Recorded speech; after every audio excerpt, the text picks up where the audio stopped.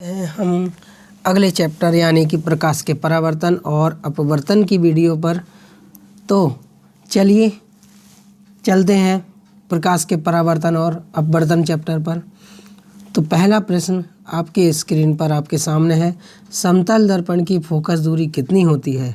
तो भाई जो फोकस दूरी क्या होती है, फोकस दूरी जैसे कोई भी ये दर्पण है, जैसे ये हमारा कौन सा दर्पण है, अवतल दर्पण, ये इसका मुख्य अक्ष होता है, ये इसका क्या होता है वही पोल यानी कि पी, ये क्या होता है हमारा इसका वक्रता केंद्र यानी कि सी, ये क्या होता है हमारा फोकस। तो फोकस से जो पोल होता है वहाँ तक की दूरी को हम क्या कहते हैं, फोकस दूरी। और अगर समतल दर्पण है, कौन सा दर्पण है, समतल, इस तरह का दर्पण है और इसकी फोकस दूरी ज्ञात करनी, तो इसकी फोकस दूरी कितनी आती है, तो इसकी फोकस दूरी अनंत होती है। याद रखना है आप सभी को, समतल दर्पण की फोकस दूरी अनंत होती है, समतल दर्पण की फोकस दूरी अनंत होती है। चलिए अब आते हैं अगले यानी कि नेक्स्ट क्वेश्चन पर। क्या है अगला क्वेश्चन कि यदि किसी वस्तु को अवतल दर्पण के सम्मुख रखा जाए, वक्रता केंद्र पर, कहाँ रखा जाए, अवतल दर्पण के वक्रता केंद्र पर रखा जाए। ये भाई देखते हैं, ये है हमारा अवतल दर्पण, ठीक है। और वस्तु को कहाँ रख रहे हैं, वक्रता केंद्र पर, वस्तु को कहाँ रख रहे हैं, वक्रता केंद्र सी पर रखा जाता है। तो उसका प्रतिबिंब कहाँ बनेगा, तो भाई वक्रता केंद्र पर रखते हैं ना, अगर किसी वस्तु को वक्रता केंद्र पर रखते हैं तो उसका प्रतिबिंब भी कहाँ पर बनता है, प्रतिबिंब भी वक्रता केंद्र पर ही बनता है, ठीक है भाई। प्रतिबिंब भी कहाँ पे बनता है, वक्रता केंद्र पर ही बनता है। याद रख पाएंगे आप सभी, ठीक है। हमने आपको चित्र द्वारा भी समझा दिया है। इसके बाद अगला क्वेश्चन, वाहनों में पीछे का दृश्य देखने के लिए किस दर्पण का उपयोग किया जाता है। तो ये तो सभी को पता होगी भाई, वाहनों में यानी कि हमारे जो ट्रक होते हैं या कारें होती हैं, जो भी वाहन होते हैं, उनमें पीछे का दृश्य देखने के लिए साइड में एक कांच लगा रहता है ना, जिससे हम पीछे आने वाली गाड़ियों को देख सकते हैं। तो पीछे का दृश्य देखने के लिए, पीछे का दृश्य देखने के लिए या हमारी जो बाइक होती है, बाइक में भी पीछे का दृश्य देखने के लिए कौन से दर्पण का उपयोग किया जाता है, उत्तल दर्पण का उपयोग किया जाता है, ठीक है। इसके बाद अगला क्वेश्चन क्या है भाई, अगला है हमारे पास कि दर्पणों की पहचान, क्या है क्वेश्चन, हम दर्पणों की पहचान कर सकते हैं। तो कैसे पहचान कर सकते हैं दर्पणों की, तो दर्पण से बनने वाले प्रतिबिंब के आधार पर, किस दर्पण पर नहीं, दर्पण से बनने वाले प्रतिबिंब के आधार, दर्पण से जो प्रतिबिंब बन रहा है, जैसे ये हमारे पास समतल दर्पण है, ठीक है, ये देखिए इस तरह का होता है हमारा समतल दर्पण। इस पे प्रतिबिंब किस तरह से बन रहा है, ये वस्तु रखी होती है ए और बी, और वस्तु से जो प्रतिबिंब बनता है, वस्तु से जो किरणें आती हैं दो, परावर्तन के पश्चात जिस बिंदु पर होके मिलती हैं, उस बिंदु पे क्या बनता है, हमारा प्रतिबिंब बनता है। तो दर्पण से जितने भी प्रतिबिंब बनता है, प्रतिबिंब के आधार पर ही हम दर्पणों की पहचान करते हैं कि भाई दर्पण कौन सा है, उत्तल है कि अवतल है, ठीक है, उत्तल है या अवतल है या समतल है। तो ये हम कैसे पहचान करते हैं, प्रतिबिंब के आधार पर।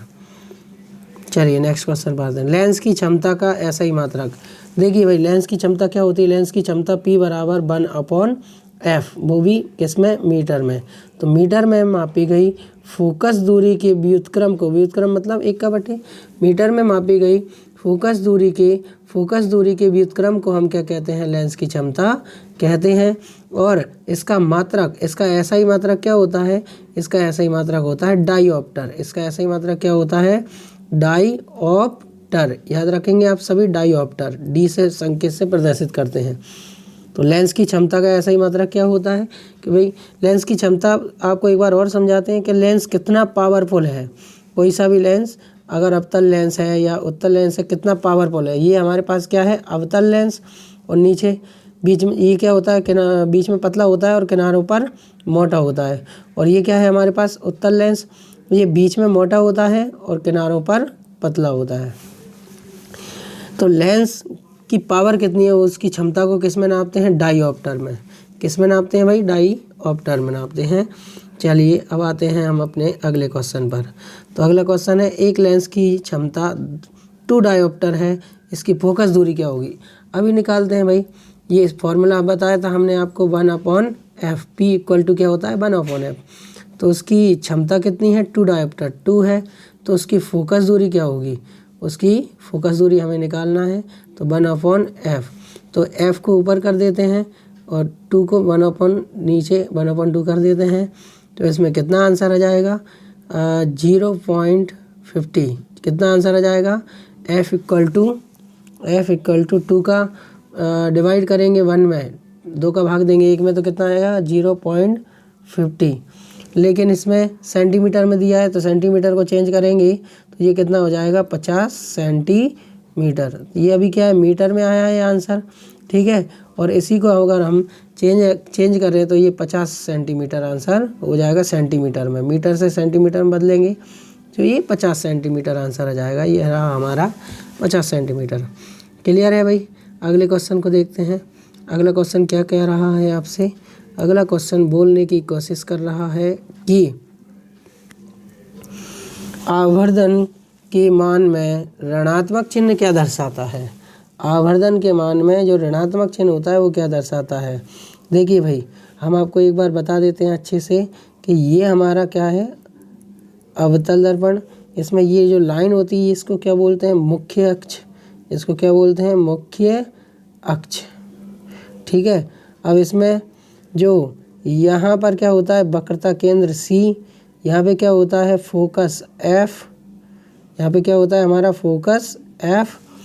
इसके बाद अगर कोई प्रतिबिंब ऊपर बन रहा है तो ऊपर बन रहा है तो उसको क्या बोलते हैं हम, ऊपर बन रहा है तो उसको क्या बोलते हैं हम, वास्तविक। और सीधा भी कह सकते हैं, ठीक है, सीधा। और नीचे बन रहा है तो इसको क्या बोलते हैं, उल्टा। और दर्पण के इस साइड बन रहा है यानी कि उल्टे हाथ तरफ, तो इसको क्या बोलते हैं हम, वास्तविक। वास्तविक वास्तविक। और दर्पण के सीधे हाथ साइड बनता है इस साइड, तो उसको बोलते हैं आभासी। उसको क्या बोलते हैं भाई, आभासी, ठीक है। तो चलिए इसमें क्या पूछा है आपसे, आवर्धन के मान में ऋणात्मक चिन्ह क्या दर्शाता है। तो ऋणात्मक चिन्ह क्या दर्शाता है भाई, प्रतिबिंब क्या है, वास्तविक है। प्रतिबिंब क्या है, वास्तविक। वास्तविक मतलब इस साइड, और इस साइड सभी दूरियां क्या होती हैं, माइनस में होती हैं, चाहे u का मान हो चाहे v का मान हो, ठीक है, या f का मान हो। इस साइड अगर आए उल्टे हाथ तरफ इस साइड तो क्या होता है, वास्तविक होता है। और ये ऋणात्मक चिन्ह से ही पता पड़ता है कि भाई प्रतिबिंब वास्तविक है या आभासी है। आभासी होता है तो प्लस का होता है, वास्तविक होता है तो माइनस का होता है। वास्तविक होता है तो काय का होता है हमारा, माइनस का। ये चलिए नेक्स्ट क्वेश्चन देखते हैं। तो इसका आंसर क्लियर है ना आपको। आवर्धन के मान में ऋणात्मक चिन्ह, ऋणात्मक चिन्ह क्या दर्शाता है, ऋणात्मक चिन्ह माइनस का चिन्ह क्या दर्शाता है, प्रतिबिंब वास्तविक है, ठीक है। और प्लस का चिन्ह क्या दर्शाता है, प्रतिबिंब आभासी है। चलिए इसके बाद आते हैं नेक्स्ट क्वेश्चन पर। समतल दर्पण की वक्रता त्रिज्या कितनी होती है। जब फोकस दूरी अनंत होती है तो उसकी वक्रता त्रिज्या भी अनंत होगी, क्योंकि फोकस दूरी का सूत्र क्या होता है, F बराबर R/2। अगर मान लो ऊपर वाली संख्या अनंत है तो अनंत में 2 का भाग देंगे तो इसका मान भी क्या हो जाएगा, अनंत हो जाएगा, ठीक है। तो समतल दर्पण की फोकस दूरी अनंत होती है, ठीक है, तो वक्रता त्रिज्या भी क्या हो जाती है, अनंत हो जाती है। क्लियर। या R बराबर 2F भी लगा सकते हैं यहाँ पे सूत्र। अगर 2 × F का मान अनंत है तो इसका मान भी क्या हो जाएगा, R का मान भी अनंत, यानी वक्रता त्रिज्या भी अनंत होगी। चलिए इसके बाद आ जाते हैं हम हमारे रिक्त स्थान पर। रिक्त स्थान भरेंगे आप सभी, रिक्त स्थानों की पूर्ति करेंगे। तो पहला रिक्त स्थान क्या है हमारे पास, गोलीय दर्पण की फोकस दूरी उसकी वक्रता त्रिज्या की कितनी होती है।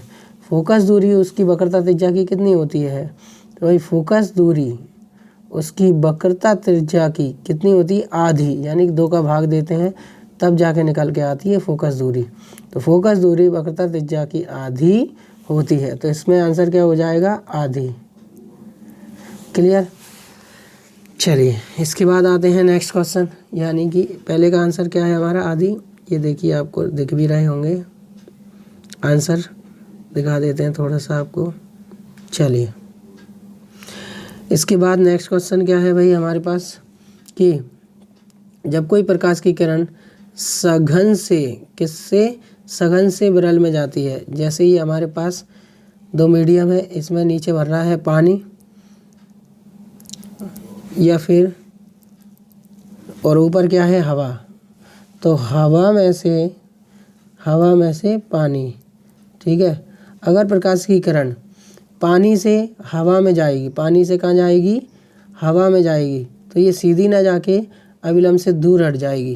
तो यही वो बोल रहा है कि सघन से विरल में जाएगी, तो वो क्या होगा, तो उसमें क्या होगा, जब कोई प्रकाश की किरण सघन से विरल माध्यम में प्रवेश करती है तो वह क्या हो जाती है, झुक जाती है या कम हो जाती है, ठीक है।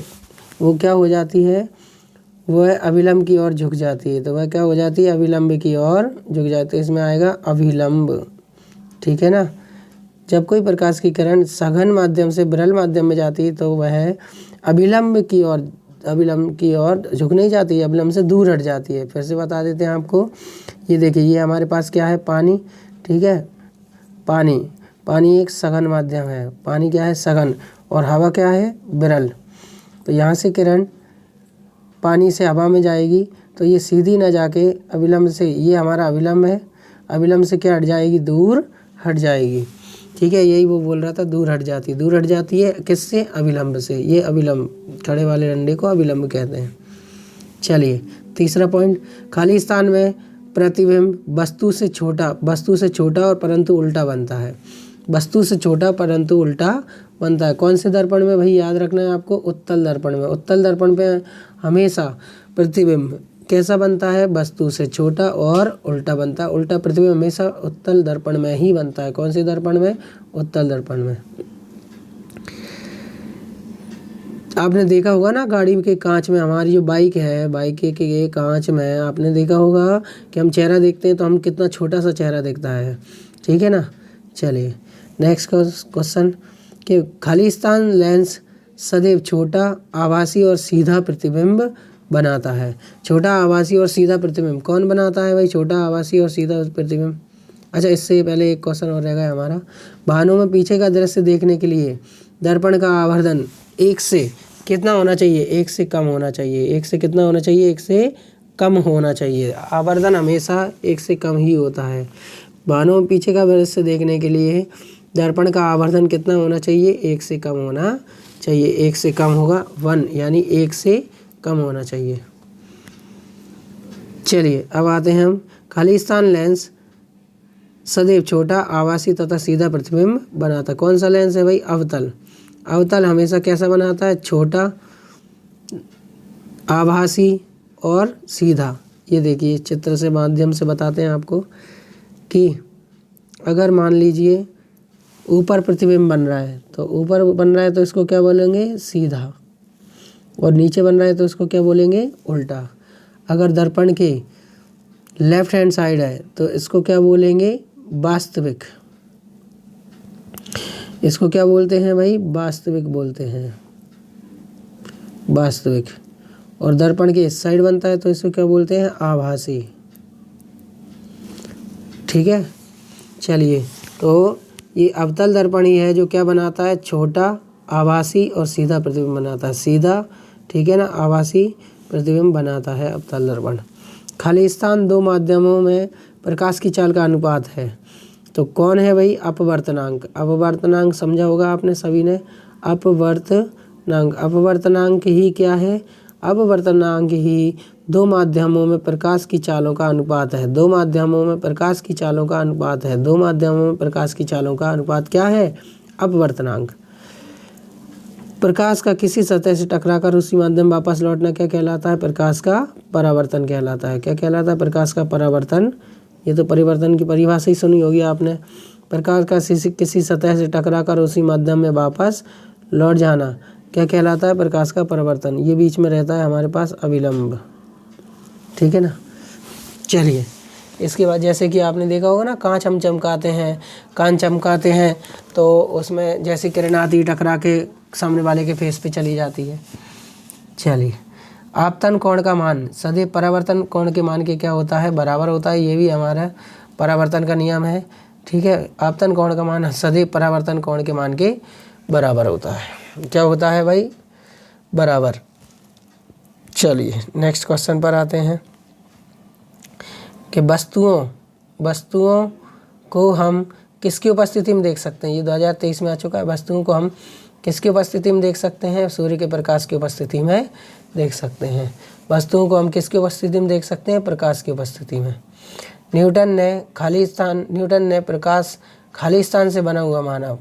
न्यूटन ने क्या बोला था भाई, प्रकाश किससे बना होता है, प्रकाश कणों से मिलकर बना होता है। किससे मिलकर बना होता है, कणों से, ठीक है ना। जबकि हमारे प्लांक एक साइंटिस्ट थे, उन्होंने माना था कि प्रकाश में क्या होती हैं, तरंगें होती हैं। प्रकाश में क्या होती हैं, तरंगें, वेव्स होती हैं, ठीक है। हमारे प्लांक ने क्या माना था, प्लांक ने ये बोला था तरंगें होती हैं, सूर्य के प्रकाश में तरंगें। आपको क्या लगता है कि भाई तरंग होती है प्रकाश में या फिर कण होते हैं, सोच के बताना, कमेंट में आंसर देना इसका कि सूर्य का प्रकाश कणों के रूप में आता है कि तरंगों के रूप में। चलिए इसके बाद आते हैं अब हम सही जोड़ी पर, जोड़ियों को सही मिलाएंगे। चलिए देखते हैं कौन सा क्या है। तो पहला है डायोप्टर। तो डायोप्टर की जोड़ी किससे मिलाएंगे, डायोप्टर क्या है, डायोप्टर लेंस की क्षमता है भाई, लेंस की क्षमता का ऐसा ही मात्रक है डायोप्टर, ठीक है। इसके बाद अगला क्या है, उत्तल लेंस। उत्तल लेंस को किससे मिलाएंगे, उत्तल लेंस बीच में से मोटा होता है। ये देखिए हम आपको बताते हैं, ये कौन सा लेंस है, ये है उत्तल लेंस। बीच में क्या होता है, मोटा, और किनारों पे क्या होता है, पतला। तो बीच में मोटा और किनारों पर पतला होता है। क्लियर है आपको ये, ओके। इसके बाद आते हैं हम आगे तीसरे क्वेश्चन पर। तीसरा क्वेश्चन क्या है कि अवतल लेंस की क्षमता, अवतल लेंस की क्षमता क्या होती है। अवतल लेंस की क्षमता सदैव ऋणात्मक होती है। अवतल लेंस की क्षमता हमेशा, अवतल में हमेशा क्या आता है, माइनस आता है, याद रखें आप, और उत्तल में हमेशा प्लस आता है। तो अवतल लेंस की क्षमता हमेशा क्या होती है, ऋणात्मक होती है। फोकस दूरी भी ऋणात्मक होती है इसकी, तो पूछना ही क्या। चलिए अब आते हैं हमारे नेक्स्ट क्वेश्चन पर। तो नेक्स्ट क्या है भाई, नेक्स्ट है हमारे पास कि लेंस सूत्र। क्या है क्वेश्चन, लेंस सूत्र क्या है। लेंस सूत्र है हमारे पास 1/f बराबर 1/v माइनस 1/u। इसी में अगर आपको दर्पण सूत्र याद रखना है तो ये मैं बता देता हूँ आपको। दर्पण सूत्र क्या है, 1/f बराबर 1/v प्लस 1/u। सर इसमें तो कुछ अंतर नहीं है, देखिए बिल्कुल सेम टू सेम ही है, बस बीच में यहाँ पे प्लस लग रहा है और इसमें माइनस लग रहा है। क्लियर। 1/v बराबर 1/f बराबर 1/v प्लस 1/u दर्पण सूत्र है, ठीक है। चलिए अब आते हैं हम नेक्स्ट क्वेश्चन पर। तो नेक्स्ट क्वेश्चन क्या है हमारे पास, नेक्स्ट क्वेश्चन है कि सरल रेखीय पथ की जोड़ी किससे मिलाएंगे। सरल रेखीय पथ की जोड़ी मिलाएंगे हम प्रकाश की किरण। जो प्रकाश की किरण जो आती है वो बिल्कुल सीधी आती है, सरल रेखीय पथ है उसका। सूर्य के प्रकाश की किरण कैसी आती है, बिल्कुल सीधी। तो प्रकाश का कैसा पथ होता है, बिल्कुल सरल रेखीय, रेखा के जैसा। किसके जैसा भाई, रेखा के जैसा। प्रकाश का जो पथ है, रास्ता है, वो कैसा होता है, रेखीय। सूर्य के प्रकाश का रास्ता रेखीय। चलिए अगला क्वेश्चन क्या है, परावर्तक पृष्ठ गोलीय हो, परावर्तक पृष्ठ अगर गोलीय हो तो उसे हम क्या कहते हैं, गोलीय दर्पण कहते हैं, ठीक है। समतल दर्पण क्या काम में आता है, समतल दर्पण आता है चेहरा देखने के काम में, लेंस की क्षमता का मात्रक क्या होता है, डायोप्टर। तो ये हो गए हमारी जोड़ी है, ये देखिए आ चुका है 2023 में इसमें से एक क्वेश्चन, ठीक है ना। चलिए अब आते हैं हम अगले क्वेश्चन, यानी कि हमारे सत्य असत्य पर। तो सत्य असत्य देंगे आप जवाब, 4-5 ही हैं, ज़्यादा नहीं है।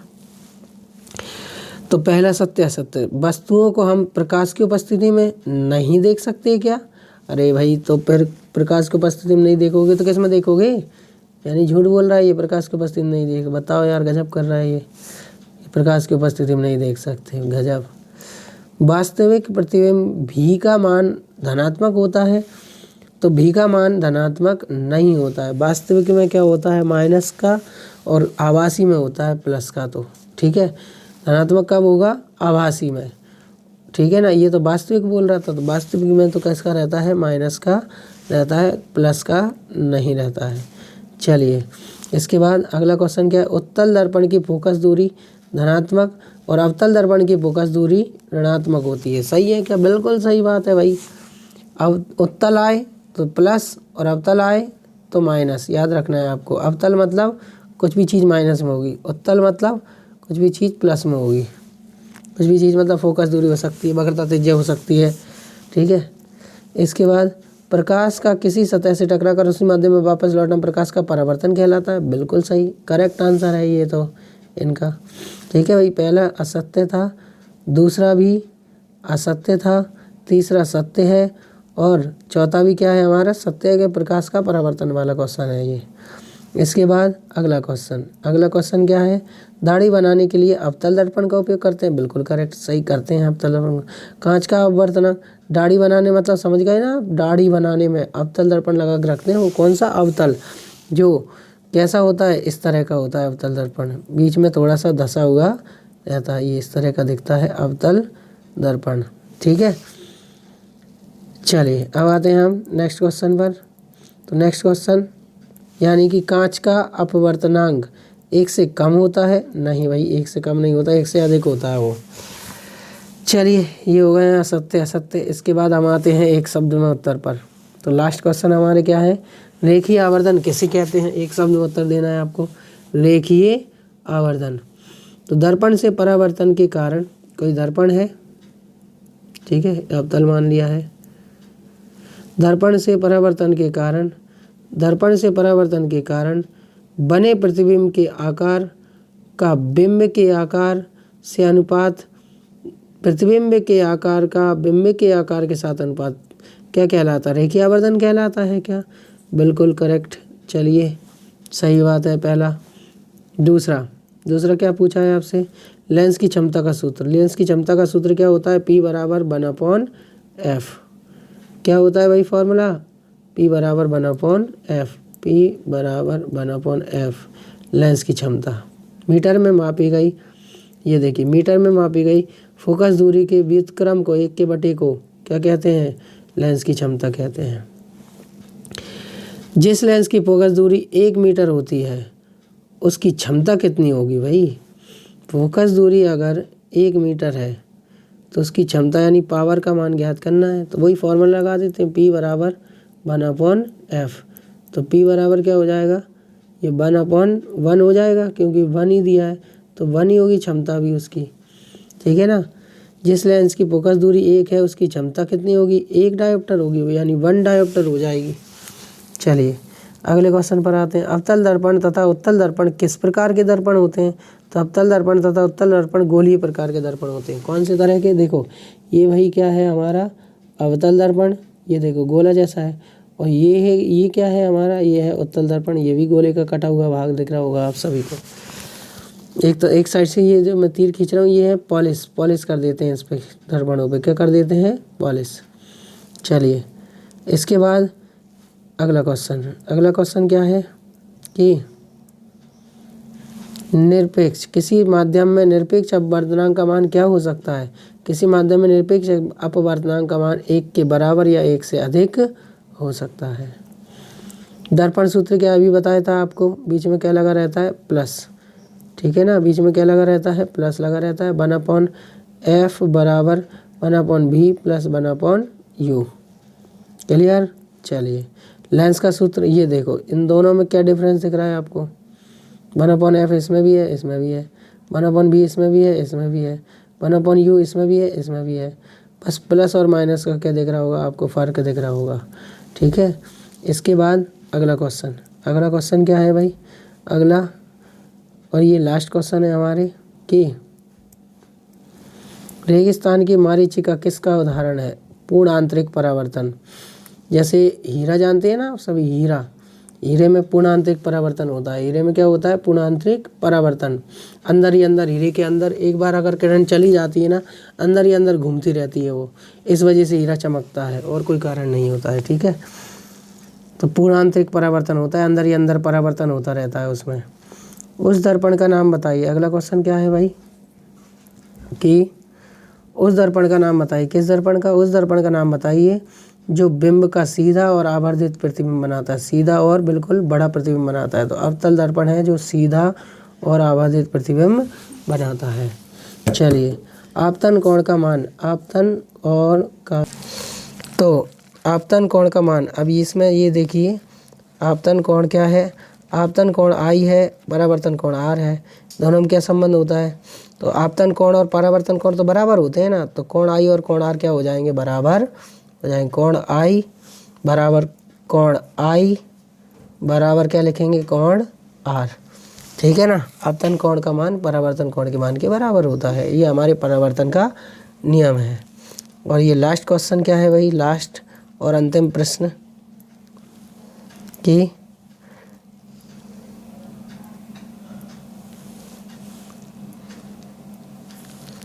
एक आपतित किरण समतल दर्पण से 30 डिग्री का आपतन कोण बनाती है, तो परावर्तन कोण का मान क्या होगा?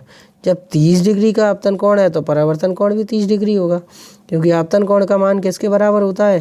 परावर्तन कोण के मान के बराबर होता है। 30 डिग्री 30 डिग्री। क्लियर?